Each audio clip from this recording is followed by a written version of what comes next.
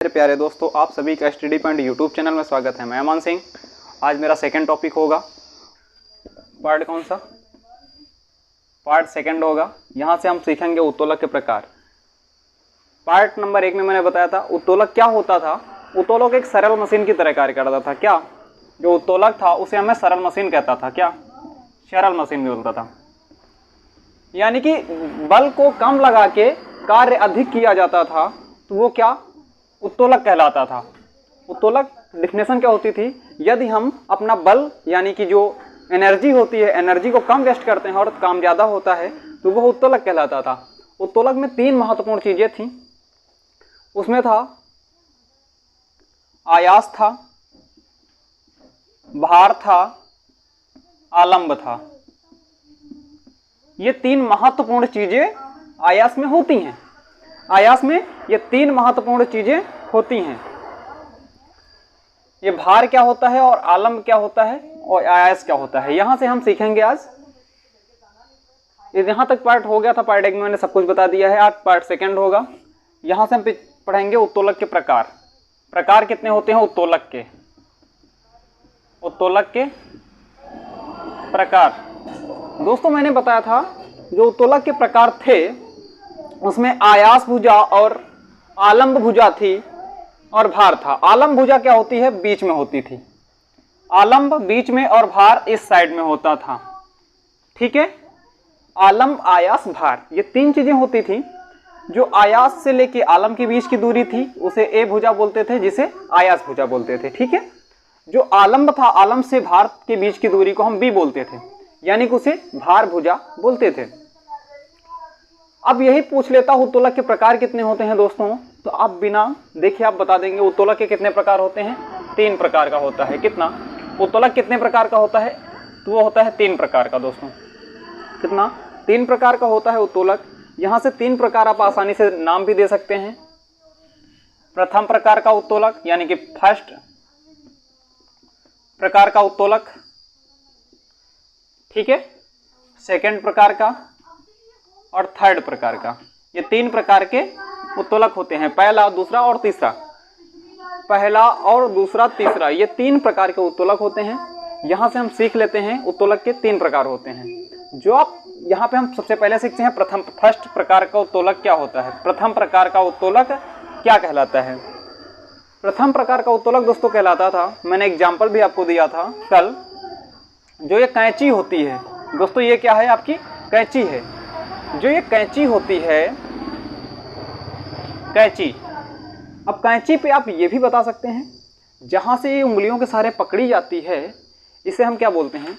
जो कैंची उंगली के सहारे पकड़ी जाती है उसे आयास भुजा बोलते हैं। क्या? उसे आयास बोलते हैं।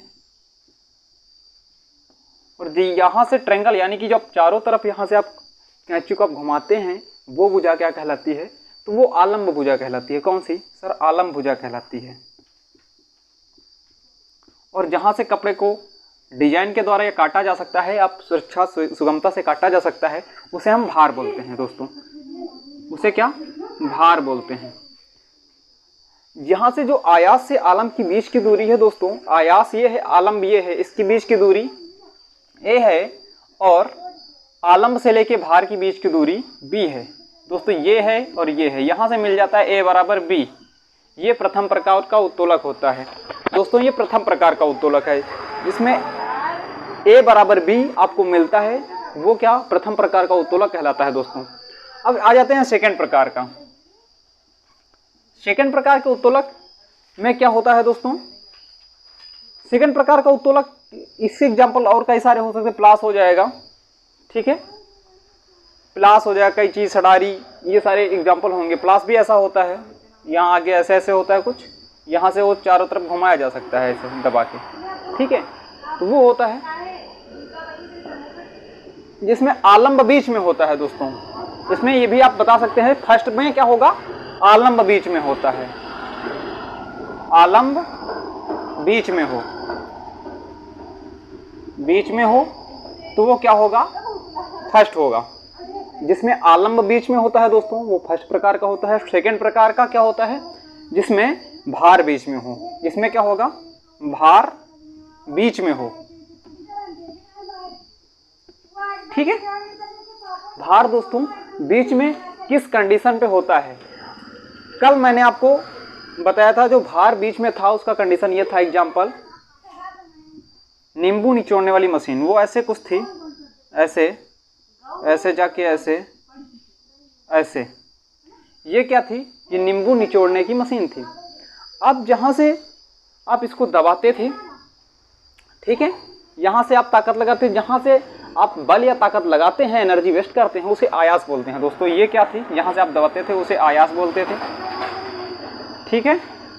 और जहां से कार्य को किया जाता है वो क्या? भार होता है दोस्तों। यहाँ पे नींबू आप रखेंगे, यहाँ से दबेगा, ये भार होगा, ठीक है। और यहाँ से आप इसको चारों तरफ घुमाएंगे, जहाँ से चारों तरफ घुमाया जाता है इसे क्या बोलते हैं? आलम्ब। इसे क्या बोलते हैं? आलम्ब। ये क्या दोस्तों? आलम्ब होगा आपका, ठीक है दोस्तों। जहाँ से आप चारों तरफ इसे घुमाते थे वो आपका आलम्ब कहलाता था।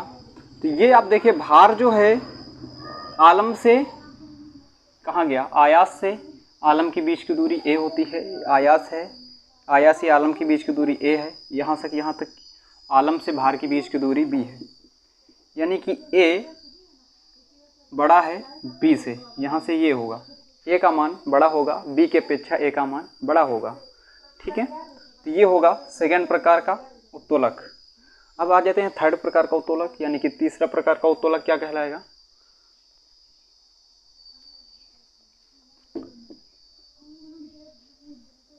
थर्ड प्रकार का उत्तोलक कौन सा? अब इसमें देखिए बीच में आलम्ब हो गया, इसमें भार हो गया, बचा क्या? आयास। दोस्तों आयास जो बचा है इसमें क्या होगा? बीच में आयास होता है, इसमें आयास बीच में होगा,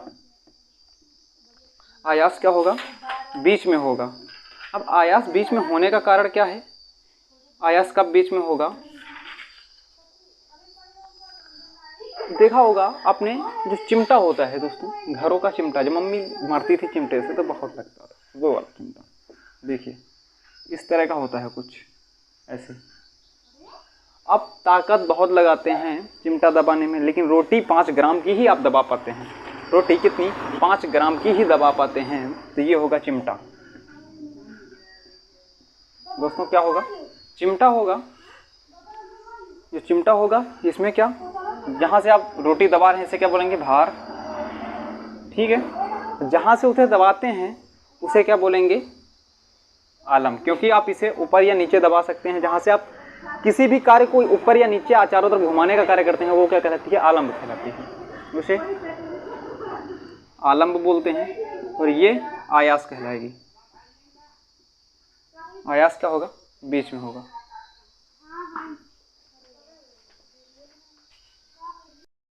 ये से मेरा पार्ट नंबर 2 खत्म होता है। फिर से मुलाकात होगी स्टीपेंड यूट्यूब चैनल के साथ अमान सिंह से।